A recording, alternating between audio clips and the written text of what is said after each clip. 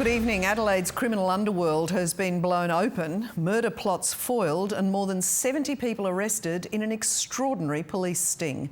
There have been unprecedented scenes with dozens of suspects hauled before the courts following dramatic raids on more than 80 properties across the state. In an ultimate own goal, the criminal kingdoms were infiltrated after offenders used an encrypted app secretly set up by authorities to trace their every move. Marched one by one before a magistrate, under the hoods, say police, are the faces of Adelaide's underbelly. Among them, Glenn Smith, facing life in jail, charged with conspiracy to murder. Matthew Cullen, money laundering. Wayne Spinks too. Luke Kokotis, accused of drug trafficking. And the list goes on, following a massive police operation. This resulted in the largest volume of arrests for serious and organised crime in the history of South Australia in one day. 40 suspects were arrested in just 24 hours, 73 since early last year. The sting taking down organised crime gangs from the top down.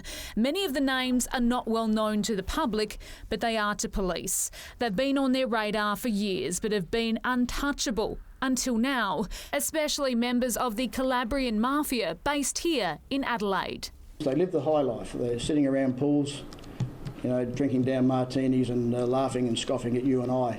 We work hard. They live the high life in expensive cars, cash under the bed, and no rules. The global sting culminated in synchronised raids, including here in Adelaide, from a Seaton hydroponics business to a trucking company at Burton and homes across the suburbs, West Lakes and Alberton among them. The haul, huge. Almost $2 million worth of cash, 76 vehicles, including luxury cars and a boat, and an extraordinary amount of drugs. Reward for a 3-year operation dubbed Ironside, an audacious plan hatched by police over a couple of beers in Canberra.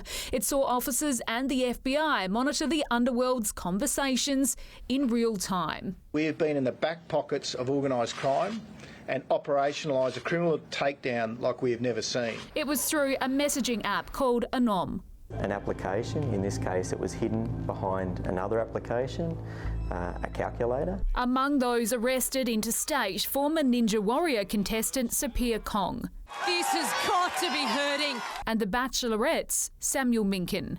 Undercover police convinced criminal kingpins the app was impenetrable. What crime syndicates didn't know, it was developed by the FBI, and ironically, gangs paid a subscription to maintain the app that would destroy them. Partnerships are at the core of everything we do.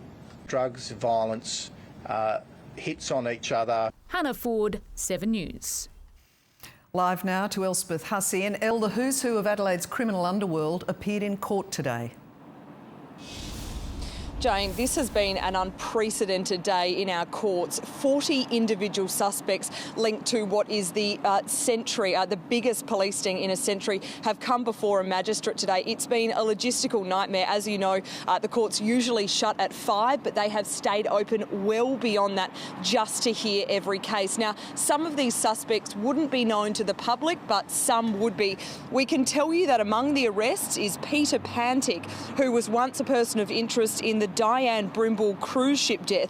Another, Matthew Cullen, was arrested during a dawn raid on his mum's home at Christie's Beach yesterday. Police found $31,000 wrapped in plastic, vials of steroids and ecstasy. Now, he's been allowed to go home tonight, but the majority are still behind bars, including Glenn John Smith, one of 8 charged with conspiracy to commit murder. Prosecutors opposed bail for anyone that they allege was using the Anom app. Now, authorities say only gang members had access to it. It's invite only. You even need a special code to be able to join, and it cannot be found on the App Store. Many of the accused have engaged some of Adelaide's most high-profile defence lawyers, including Craig Caldecott and David Edwardson QC. Family members of these alleged crime figures were also in attendance today. They weren't keen to talk to us, though, covering their heads and running from the court. Now, tonight, a handful of suspects remain in the watch house here behind me, waiting to be released. The first has just walked free a few minutes ago. Here's what Tyler Brooke had to say to us. Why would I be surprised? So you were fully aware of what you were involved in? No idea. I'm just trying to get home, guys. Go on. Now, 7 News understands that more details are due to be released by police tomorrow, including the plots to murder. Sources say the details are explosive. Back to you, Jane.